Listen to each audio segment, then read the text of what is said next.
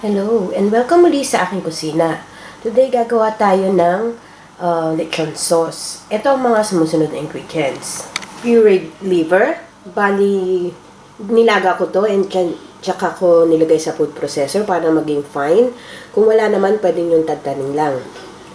Cider vinegar, breadcrumbs, water, brown sugar, minced garlic, chopped onions, salt and pepper to taste, and dried oregano or parsley. Optional lang to. So, dito sa ating cooking pot, magpainit lang tayo ng konting oil.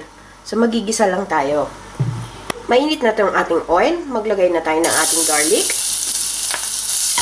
Magigisa lang natin maigi yung ating garlic. And then yung ating onion. Isa lang natin siyang maigi hanggang maging golden brown. Ready na itong ating onion and garlic. Ilagay na natin ngayon yung ating liver. So, gisa lang natin maigi. Ready na itong ating liver. So, ilagay na natin ngayon yung ating cider vinegar.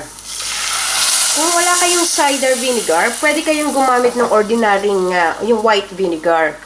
So, wag nating hahaluin to. Hintayin lang natin siyang kumulong maigi hanggang sa maluto yung ating vinegar. Then, balikan natin. So, ayan. Kulong-kulo na. Pwede na natin ilagay yung ating water. Yung ating salt. So, yung salt, depende sa taste nyo. According to your taste. Yung pepper. And yung ating dried parsley or oregano.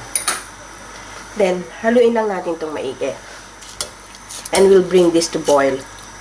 So, ilagay na rin pala natin yung ating sugar. So, haluin natin maigi. And we'll bring this to boil. So, ayan. Kulong-kulo na yung ating sauce at saka luto na yung ating suka. So, yung ating vinegar at saka yung sugar, i-adjust nyo na rin according to your taste. So, timplado na ito. Huli kong ilalagay, hinaan ko lang apoy. Huli kong ilalagay yung ating breadcrumbs. So, sprinkle lang natin and then haluin natin at the same time.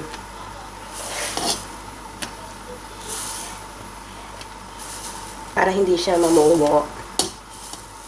And then, pakuluin lang natin itong maigi hanggang sa medyo lumapot.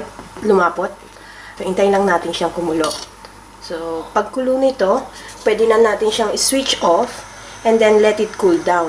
Pwede nyo na itong iserve pag cool down. Or pwede rin kayong, kung gusto nyo medyo finer yung texture, ilagay nyo sa blender or food processor para medyo finer lang yung texture ng ating sauce. Pero this one is ready na. Hintayin ko lang lumapot. Ito na yung ating lechon sauce. So, kung mapapansin nyo, ito yung nilagay ko sa blender. Medyo finer yung texture niya. Ito yung as is lang na hindi natin na blender. So, nasa sayo na yan. It's up to you kung ano yung gusto nyong texture. So, sana magustuhan nyo itong recipe na ito and share it with your friends. Hanggang sa susunod kong video, magkita-kita ulit tayo. Salamat! Bye! Handa na ang lechon.